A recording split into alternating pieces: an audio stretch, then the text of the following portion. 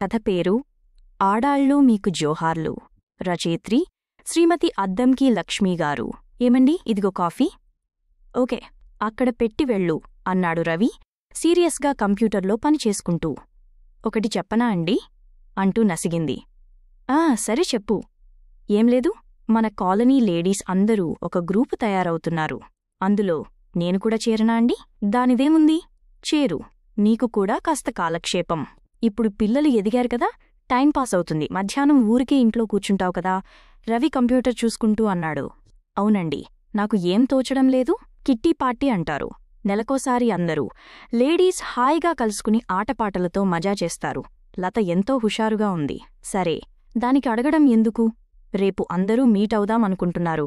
మీరు ఒప్పుకుంటే వెళదామని. వెళ్ళి చేరు అన్నాడు సీరియస్గా పనిచేసుకుంటూ. అయితే నాకు 10,000 ఇవ్వండి అంది లత మెల్లిగా. ఒక్కసారి అదిరిపడ్డాడు రవి. 2 చేతులతో కూర్చీని పట్టుకుని కాస్త బ్యాలెన్స్ చేసుకున్నాడు కింద పడిపోకుండా. ఏంటి 10,000? 10,000 ఎందుకే? గ్రూపులో చేరడానికి. అయోమయంలో ఉక్కిరిబిక్కిరి అవుతున్నాడు రవి. అందరూ తలో 10,000 వేసుకుంటాము. ఒక ఏడాది జరిగేసరికి మా 10 మంది మెంబర్లు వేసిన డబ్బు ప్రతినెలా చీటీ కలుపుతారు. ఒక్కొక్కళ్ళకి 1,20,000 వస్తుందండి. లత హుషారుగా చెప్పుకుపోతోంది. రవి మైండ్ పనిచేయడం మానేసింది. ఒక్కసారి నెత్తిమీద పెద్ద బండరాయి పడినట్లుగా ఉంది.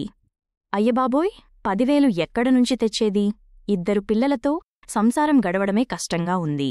ఏవండి, మనము కష్టపడి సేవ్ చేసుకోలేం కదా. ఈ విధంగానైనా మనకు ఇంటికి కావాల్సిన వస్తువులు కొనుక్కోవచ్చు. ఒక్కసారి పెద్ద వస్తువులు అంత డబ్బు పెట్టుకోలేం కదా.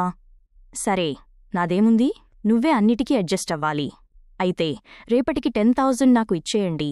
నేను కిట్టీ పార్టీ గ్రూపులో చేరతాను. రవి కూడా మనసులో ఆలోచించుకుంటే ఇదేదో బాగానే ఉంది, కంపల్సరిగా సేవింగ్ చేయొచ్చు అనుకున్నాడు. 1,00,000 రూపాయలొస్తే ఏమైనా కొన్ని ఖర్చులకి ఉంటుంది కదా అననుకున్నాడు. ఓకే అని ఒప్పుకున్నాడు.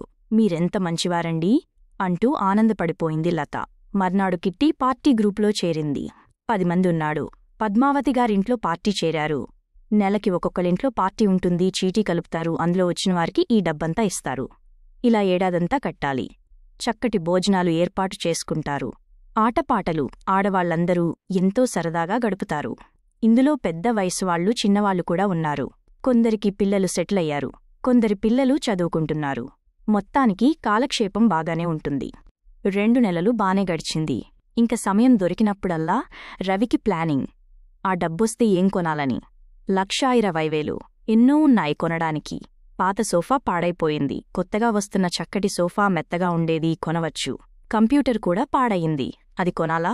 స్కూటర్ డొక్కులా తయారైంది, అస్తమాను రిపేర్లు.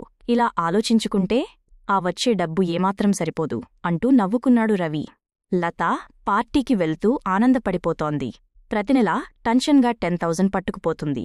వాళ్ళింట్లో పార్టీ, వీళ్ళ ఇంటో పార్టీ అనొచ్చిన తర్వాత 10 రోజులపాటు అక్కడ విశేషాలు, వాళ్ళు మాట్లాడుకునే ఆటలు పాటలు. ఒక్కొక్కసారి రవికి మరీ బోర్ కొట్టేస్తుంది. ఆడవాళ్లు వాళ్ల అతి తెలివితేటల మాటలు వింటుంటే ఒకరోజు ఆనందంతో ఇంటికి వచ్చింది లత. ఏవండి, ఇది చూడండి అంటూ సంతోషం పట్టలేకపోతోంది. ఇప్పుడు టైం ఎంతయిందో తెలుసా లత? రాత్రి 8 అయింది. నీవు ఇంకా రాలేదని వెయిట్ చేస్తున్నాము. పిల్లలు అమ్మ ఎక్కడికి వెళ్ళిందని అడుగుతున్నారు. ఇంత ఆలస్యం ఏమిటి అంటూ రవి విసుక్కున్నాడు. ఆపండి బాబూ, మీ గొడవ మీదే. మొట్టమొదట ఇది చూడండి అంటూ ఒక బంగారపు నెక్లెస్, మధ్యలో డైమండ్స్ పొదిగి ఉన్నాయి. చిన్న పెట్టె తెరిచింది, ధగధగా మెరిసిపోతోంది. లలితా జ్యువెలరీలో కొన్నాం. బావుందాండి, ఈ మధ్య ఇది కొత్త డిజైన్ అంటూ లత హుషారుగా చెప్తోంది. ఏమైందంటే ఈరోజు చీటీ కలిపారు. చీటీ పద్మకొచ్చింది. నాకు ఎప్పటినుంచో ఈ రవల్ నెక్లెస్ కొనుక్కోవాలని ఉంది. పద్మ నా ఫ్రెండ్ కదా, ఈ డబ్బు నువ్వు తీసుకుని రవ్వల నెక్లెస్ కొనుక్కోవే. ఈసారి నీకు చీటీ వచ్చినప్పుడు నా డబ్బు నాకిచ్చేయి అంది. మా లేడీస్ అందరం షాప్కెళ్ళాము.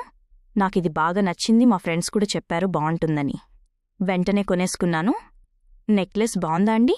అయ్యబాబోయ్, కొంప ముంచావు కదే. ఆ డబ్బు వస్తే నేనింక ఏవేవో కొందామని ప్లాన్స్ వేసుకుంటున్నాను. మరి నేను ఎంత ప్లాన్ వేశానండి? నాకు చక్కటి నెక్లెస్ కొనమంటే కొననే కొనరు. ఏదో ఐడియా వెయ్యాలి కదా. మీ మగాళ్ళకి ఏదో ఒకటి ఖర్చులుండనే ఉంటాయి. మా దాకా వచ్చేసరికి మీకు డబ్బులుండవు. అయ్యబాబోయ్, ఆడవాళ్లు కాదే, దెయ్యాలు మీరు. మీ తెలివి మొగుడిని ముంచేసే తెలివి. మరైతే 1,00,000 రూపాయలు దీని విలువ అన్నావు కదా, మిగతా 20,000 ఏవే? మేం 10 మంది మెంబర్లు కదా, మేమంతా గోల్డ్ కొనుక్కుని హాయిగా 5 స్టార్ హోటల్కెళ్ళి పార్టీ చేసుకున్నాము అంది లత. వాళ్ళందరికీ నువ్వెందుకే మధ్యలో పార్టీ ఇవ్వడము, పైగా 20,000 5 స్టార్ హోటల్ నెత్తి మొత్తుకున్నాడు రవి. బావుండదు కదండి, ఇంత మంచి నగ కొనుక్కున్నప్పుడు మా స్నేహితులందరూ ఒకటే పీకేస్తారు పార్టీ ఇవ్వమని అంది లత. వాళ్ళు డబ్బు కాకపోతే సరి, ఇక్కడ మగవాళ్లు నానా పాట్లు పడుతుంటారు, మీరంతా ఎంజాయ్ చేయడం, కిట్టీ పార్టీ అని. ఇంటికి కావలసిన వస్తువులు అవి కొనాలి ఇవి కొనాలి అని ఆలోచించుకుంటున్నా రవి ఆశాసౌధాలు ఒక్కసారి కుప్ప కూలిపోయాయి. ఏడుపు ఒకటే తక్కువ రవికి. సరేలేండి, ఇలాగైనా తెలివితేటలుగా డైమండ్ నెక్లెస్ కొనుక్కున్నాను, నా సరదా తీర్చుకున్నాను అంది లత. నా కర్మ కాలిపోయిందే, మీ ఆడవాళ్ల బుర్ర ముందు మేము ఎంత పెద్ద చదువులు చదివినా ఏమీ ఉపయోగం లేదు అన్నాడు రవి. పొండి, మీరు మరీ చెప్తారు. భార్య ఏదో సంతోషంగా అడిగితే ఎప్పుడూ లేదని ఏడుపే ఏడుపు మీ మగాళ్లకు. ఏదో ఇలా తెలివితేటలుగా కావలసినవి కొనుక్కోవాలిగాని ఆడవాళ్లు, లేకపోతే మీ మగవాళ్లతో వేగడం ఎంత కష్టం అంటూ లత రుసరుసలాడుతూ వెళ్లి ఆ నెక్లెస్ కబోర్డ్లో దాచుకుంది. అన్నం పెడతాను రండి అంది. కడుపు నిండిపోయిందే, ఇంకా అన్నమెందుకు అన్నాడు రవి. ఏడుపు ఒక్కటే తక్కువ రవికి. నాన్న, పాపం అమ్మ నెక్లెస్ కొనుక్కుంటే నీకెందుకు అంత బాధ అంటున్నారు పిల్లలు ఇద్దరూ జేరి. కర్మరా బాబూ, బాగా దొరికారు మీరు నాకు అన్నాడు రవి. అయ్యా పాఠక మహాశైలారా, డబ్బు విషయంలో చాలా జాగ్రత్తగా ఉండాలి. ఈ ఆడవాళ్లతో కొంప ముంచేస్తారు. మొగుడు మునిగిపోతుంటే నవ్వుకుంటారు. కథ సమాప్తం. మరిన్ని చక్కటి కథల కోసం, కవితల కోసం, వెబ్ సిరీస్ కోసం మన తెలుగుకథలు.com విజిట్ చేయండి. కథ విన్నందుకు ధన్యవాదాలు.